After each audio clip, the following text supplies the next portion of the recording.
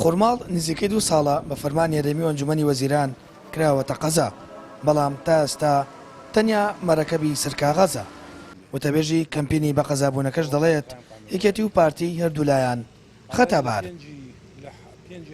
یەکەم جار خەتای حکوومەتی هەرێمی کوردستان لەلایەنی پارتی دەبوو دوای ئەوەی کە فەرمانەکەی دەرکرد ڕاستەوخۆ مدیرنەحی ئێسەی وەکو قایمقام دابنایە بە وەکالەت. دووەمیش یەکێتی نیشتیمانی کوردستان بەو پێی کە پارتی یاری کردو بە قەزا ئەویش کەسێک نانێرە یاخود ساردە لە ناردنی کەسێک بۆەوەی پۆستی قایمقام وەربگرێ.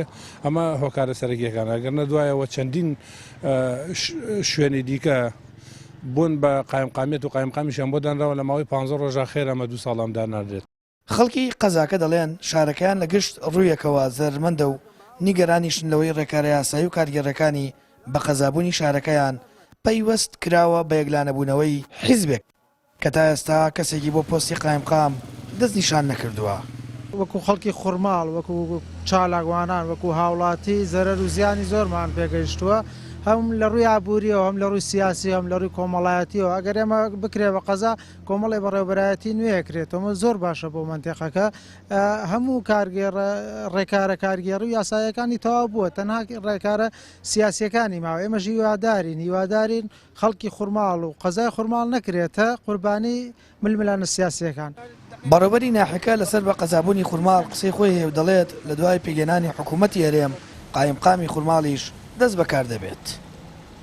سەبارەت بە قایمقامی خورماڵ دیارە هەموو ڕێوشوێنە ئیداریەکان تەواو بووە لە وەقاعی کوردستانە بڵاو بۆتەوە کە خورماڵ قەزایە. ئەوەی کە ماوەتەوە لەسەری دانانی قایمقامێکە لەسەر و بەندی پێکهێنانی حکوومەتین حکوومەتی تازە و کابینەی تازە پێک بێت بە دڵنیایە و خورماڵیش قایمقامێکی وەدانێت.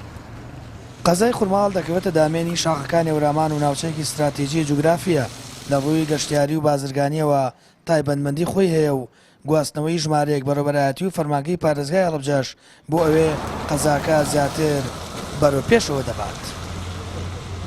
سامان فەتاح، کەناڵی ئاسمانی پەیام، قەزای خورماڵ.